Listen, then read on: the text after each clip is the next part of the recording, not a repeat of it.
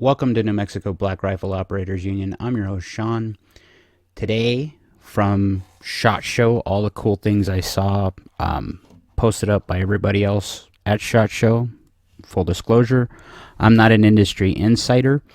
I'm just a user just like you guys. I saw a lot of cool things at SHOT Show. These are the top 10 that I think are so interesting for me at SHOT Show.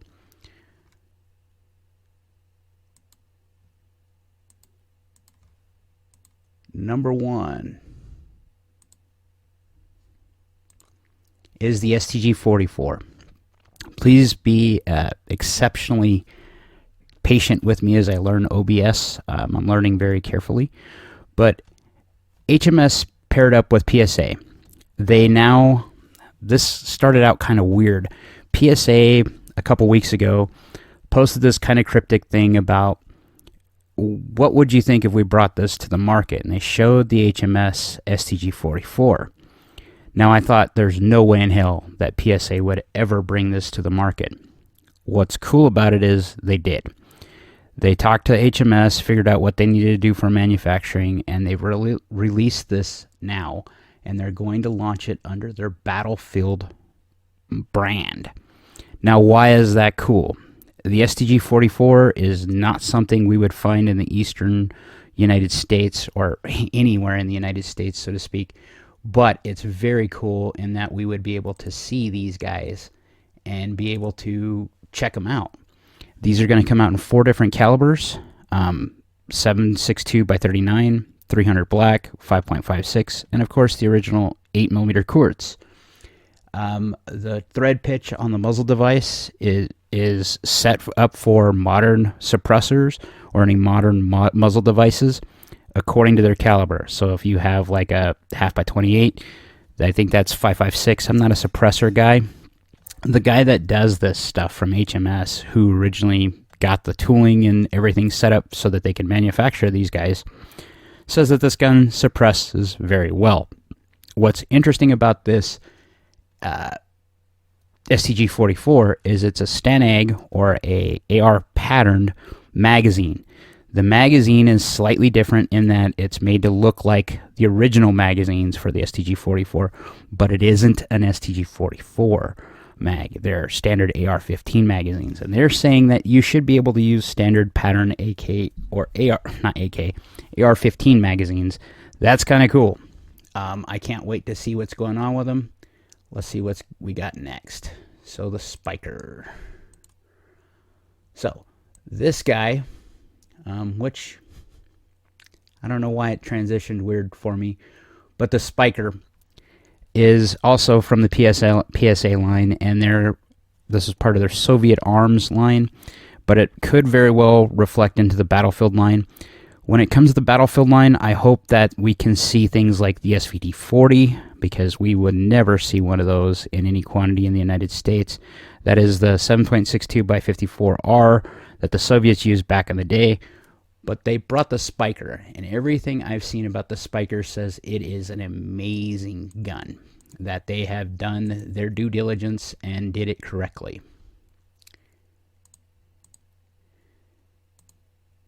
This guy is number 2 on my list. So Feg has gotten with Brugger and Thromit, and they're releasing the Dragunov. Now to the tune of a couple hundred, maybe 300, but in the hundreds. That's big. For anyone in the AK parlance or any in the like the Soviet arms or the Eastern Bloc arms, Dragunovs aren't something you can find, at least without a lot of money. Now they're probably going to sell these closer to $2,000-3,000. The point is, you're going to be able to get them. Brugger and Thromit is doing a lot of cool things, including their little transformer thing, which I'll bring up later when I come into Magpul's thing. So I'm excited to see this because I wanted one when I was a kid. Now the one I wanted doesn't really exist. And what I mean is, I've always been a fan of the 8mm Mauser. The Dragunov never came in 8mm Mauser. The PSL did. But back in the 80s, 90s, no one in the West knew what the hell a PSL was and couldn't tell the difference between a Dragunov and a PSL except for really, really big gun guys. My dad, when he saw the PSL or the Dragunov, was like, yeah, whatever, don't care. So I went under the assumption for years that the PSL in the 7.62 or the 7.92 by 57 or 8mm Mauser, which is the M76, it's a PSL from Yugoslavia. I would love to get one of those. I'd love to see maybe PSA bring that up. But FEG's definitely bringing in the goods. Now, 922R rules are stupid. This doesn't come with the muzzle device. You'll have to put it, well, it comes with a muzzle device. It doesn't come with it installed. It comes with a 922R compliant muzzle device. To fix that, you'll have to take it to a gunsmith, is what they're saying. Now, let's talk about one of the cool ones that I'm excited about. Another one I'm excited about because I have some nostalgia biting inside of me. A lever gun. Now, I've talked about before in the past that my brother had a Marlin. My dad got him at Best, back when Best existed, and it was kind of a closeout thing before they shut out. I ended up with a German K98 Mauser, which years later they'd give me crap about because it seemed more capable for deer hunting than what they were using for 30-30, which is true. I love my 8mm Mausers, but I definitely have always had a soft spot for lever actions. I'm curious. I can't find any information as to what the 94 is. My guess is it's probably closer to a Winchester Model 94. In that same vein, this wasn't something that I liked, but I know a lot of my listeners, two in particular, who are really close friends of mine who are interested in this.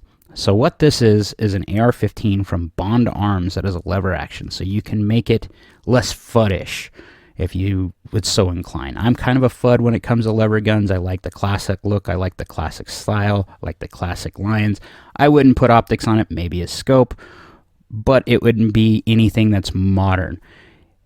There's a point in having something like this, though. In California or Chicago, where you can't have an AR-15, this gives you the capability of the AR-15, but in a lever action gun. So there's something to be said about this. Now, my understanding is this lower is capable of being used with any upper. Now, I'd like to see more information on that, but as there's no gas system, there is no gas system that you need to worry about with this, that the gas isn't going to cycle the gun. Your manual lever is going to cause it to cycle. So let's see what they have to do with that. I need to get more information on that. This guy, I already have a C96 from it's a PTR receiver, but mine is a Taiwanese rework of this HK33 that Century Arms imported to the United States. There's been a lot of quality control issues with them, but I know my receiver was made from PTR. Mine is straight. The welds look good. There's little to no recoil from this gun, and I love it. I'd like to see this particular version come around because this uses AR pattern magazines and has a bolt hold open. I love the roller delayed. The roller delayed does make a difference. This also has a shell deflector, so it can be used for lefties or righties. It has the cool HK diopter sight, which my C96 also has.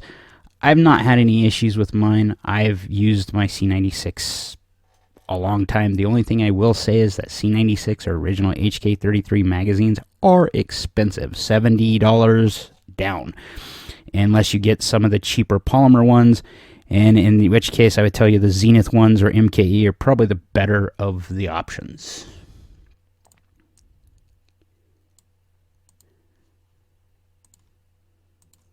So this guy, again, I don't know why I'm using this stuff, but it's blowing up pictures way bigger than what it was supposed to when I did the previews for this, but I'll work that out on another place. I've already been so frustrated because I've had my kid come in, I've had my cats bug me, all while I'm trying to do this, so I'm just going to try to go through this. So Beretta is making the 1301, which is a semi-automatic shotgun in the tactical guise. I have pump action Mossberg 500s. I've been looking for a semi-automatic shotgun, but I'm not willing to buy a Turkish one, having seen a lot of those. Just the metallurgy doesn't work, the quality isn't there. And if I'm going to drop coin on a semi-automatic shotgun, if it's not HK or not Benelli, it'd be a Beretta. And at that point, I want to get what I paid for. This is going to come in at sub $1,000. It's a 7-round shotgun, 7+1, so 8-round.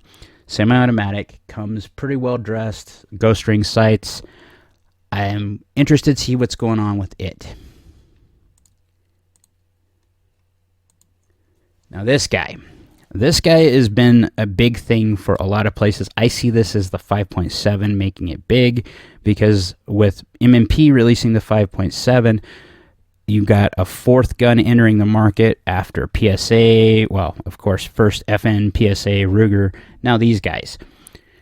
With the pistol market looking what it is, and the 5.7 gaining popularity in the United States, this is kind of cool because it's yet another entry to give you more variety. And what happens when more firearms come out to the market, the prices of ammunition starts to drop.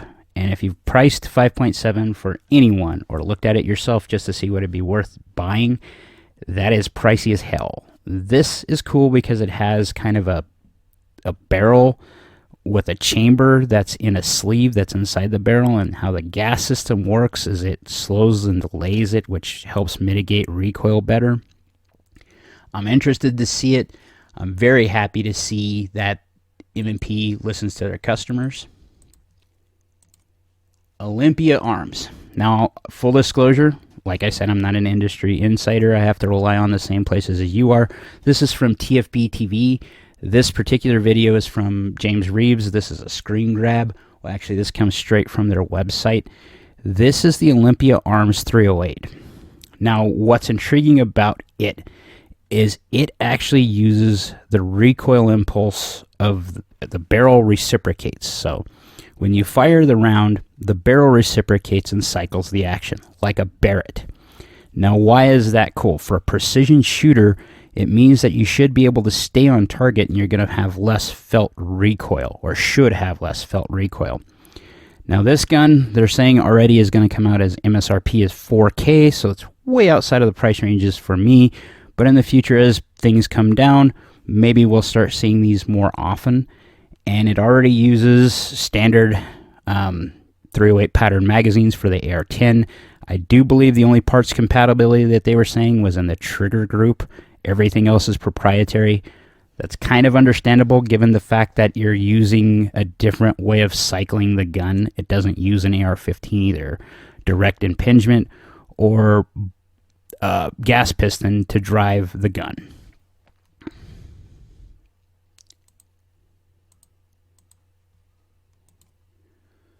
So the Alpha, Midwest Industries. Anyone who knows what the Alpha is, in the Eastern parlance, there's a group of people, the FSB, the Spetsnaz, they're kind of one and the same.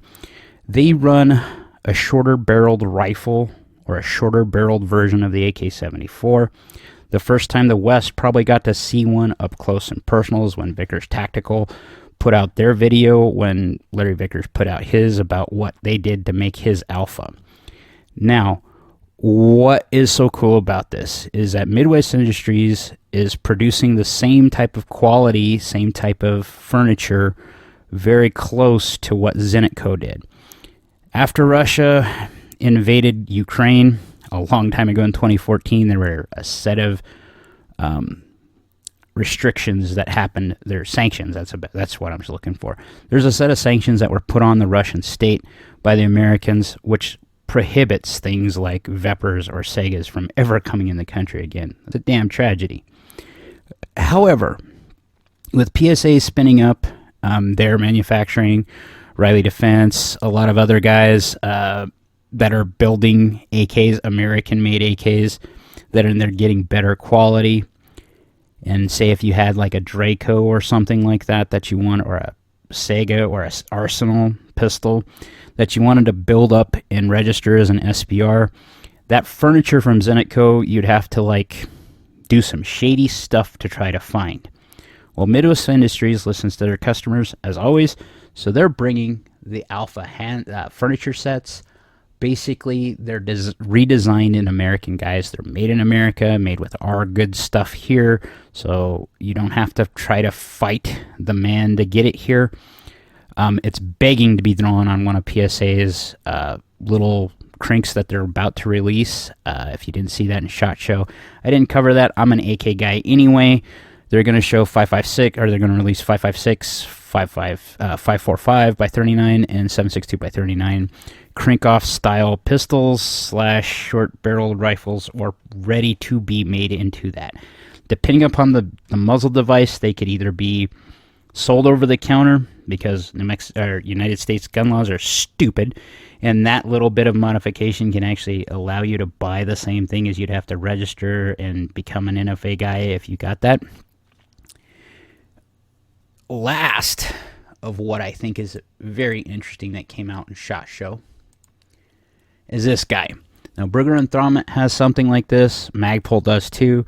Basically, you install a Glock pistol or a SIG pistol in this chassis that turns a flashlight, a box basically, into a short-barreled rifle that allows you to have a very compact footprint that you could put away like under a seat, in a backpack. It's very James Bondian. It looks cool. I think a lot of Americans are interested in it right up until we get to where we have to register it, because it is an NFA item. There's no way around this.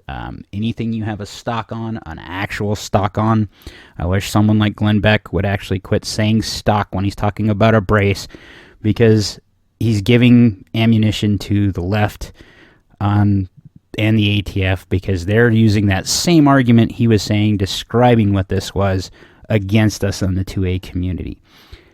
Why I started doing this podcast today is I've had enough of the political debate and landscape around the 2A.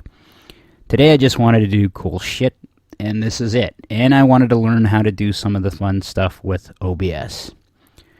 Like, share, rumble, subscribe, be great.